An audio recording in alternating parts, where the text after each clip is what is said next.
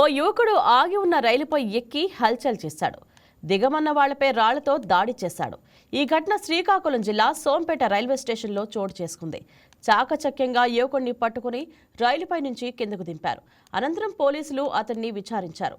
మతి స్థిమితం లేదని, యువకుడి స్వస్థలం బెంగాల్ అని విచారణలో తేలింది.